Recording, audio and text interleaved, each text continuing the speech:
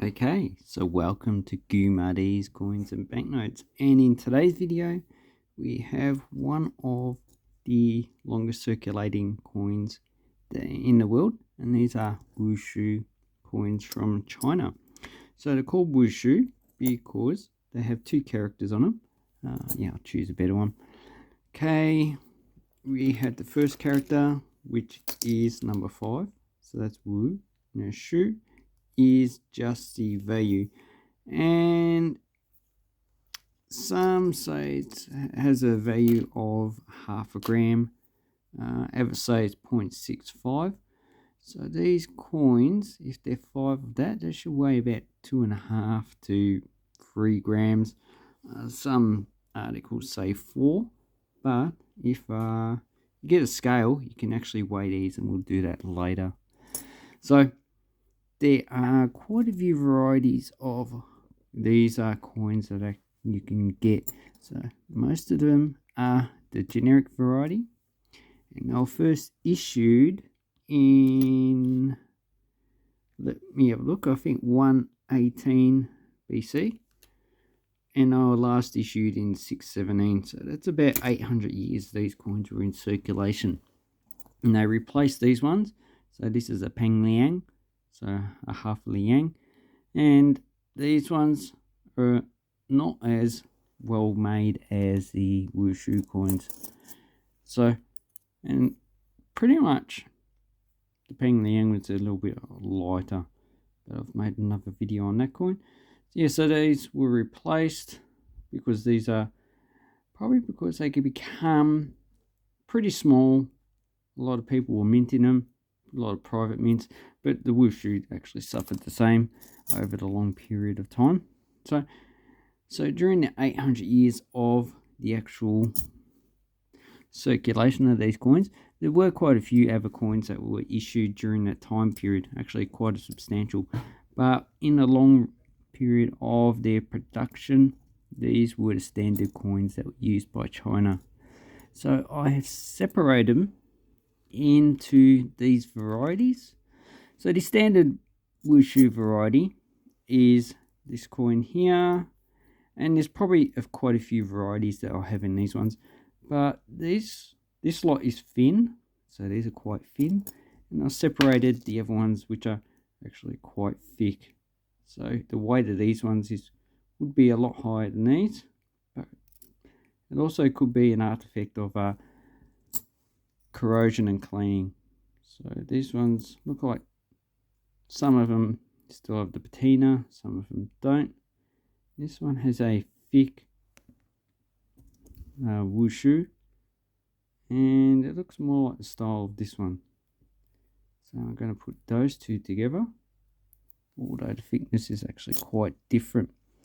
Okay, so these ones, stylistically, they pretty much just say that these were issued during the Han Dynasty, and it was 118 to about 220, so that's quite a long period of time, and that dynasty doesn't really have that many varieties of these coins, although there will be different varieties that I have not looked up. But there is a lot of confusion over which dynasties issued most of the coins and which different. So one of the actual varieties that you can find, but first, the normal coin, these cost about $5 to $10. Usually you can pick them up for about $5. That's how common they are for a coin. It's roughly 1,800 to 2,200 years old. They're pretty common. So like the Roman coins of the 3rd century. Okay, so the first variety that we have that was issued during the Han Dynasty is this one, and this has a small dot at the bottom, or some people call it a half moon.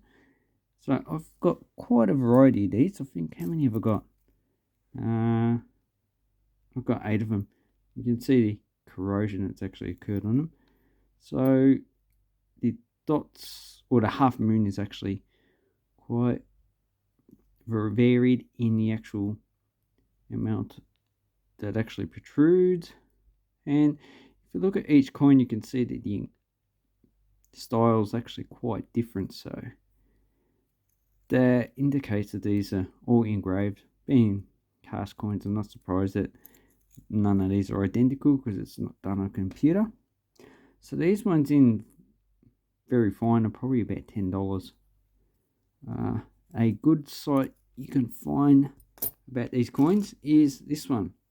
So this is Calgary Coins.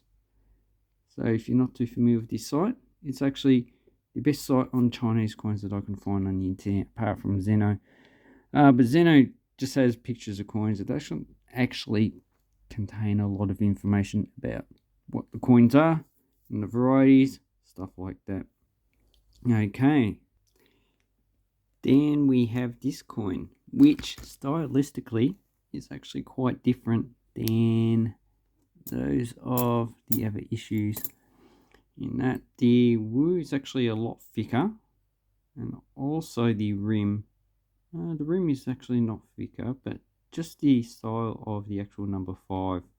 So I'm just gonna temporarily place this as a Cheng coin, because if we look at one of the actual varieties, it looks a bit similar, but when you're actually trying to place these in the correct coin, it's actually a lot hard to actually tell which is which. But that one I'm just going to single out.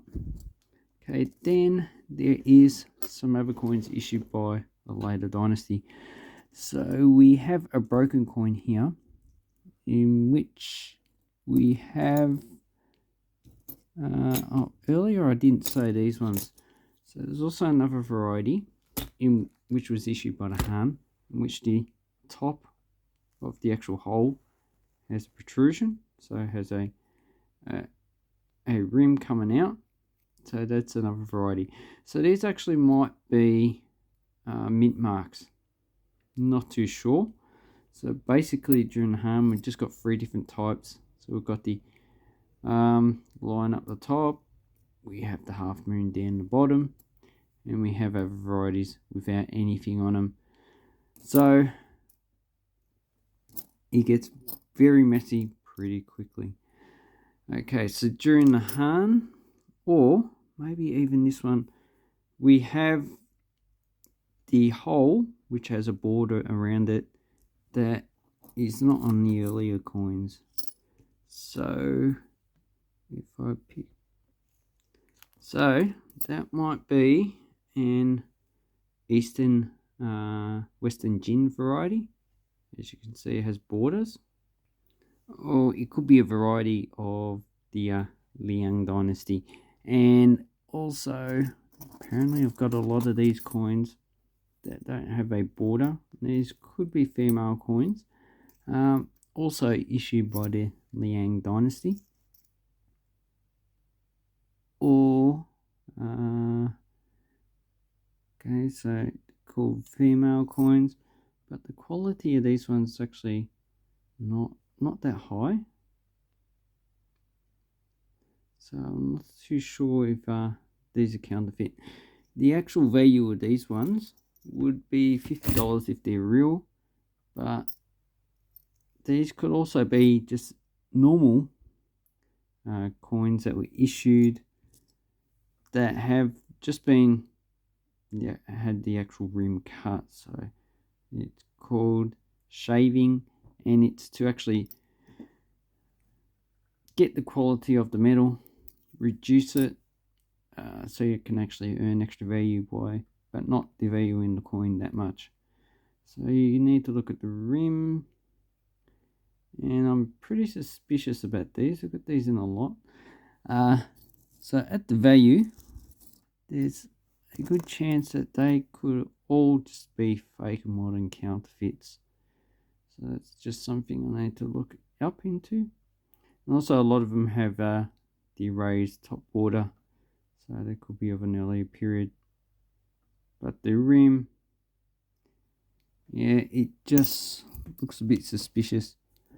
No, it's another one. So, although these ones are not likely to be counterfeit because of low price, these female ones are most likely. So you need to just check and see, even if the style compared to each other is actually the same. So, yeah, so, but the actual rim is what I'm pretty suspicious about. So they all have the nice rim. They also don't look that corroded. This one looks a bit better. But anyway, that one has the dot on the back. Raised top of the actual rim. Look on the side, looks pretty good. But if we look on the other coins, yeah, they're actually, some of them have the sides actually quite good. But as you can see, these are not clean that well. If we look at these coins, you can see the actual rim. These have probably been cleaned a little bit harsher than these coins. So you can see the rim on those. So that's why I'm a little bit suspicious about these coins. So so you go to Zeno. So such coins that have a high value tend to be counterfeited quite extensively. And if you go to Facebook groups, they do have groups that actually specialize in counterfeit coins. But this is the actual dynasty. It's part of the Southern dynasties in the North and Southern dynasty period, and it only existed for 55 years. So basically that is me going through all of these Wu Sho coins, just separating them. I've messed them all up again. Damn that. Anyway, hope this helps you with your coin collecting. Although I'm not a specialist in this area, you need extensive knowledge. I do have basically just a beginner's knowledge of this coin series. Anyway, I'd like to say thank you very much. Have an awesome coin and banknote collecting time.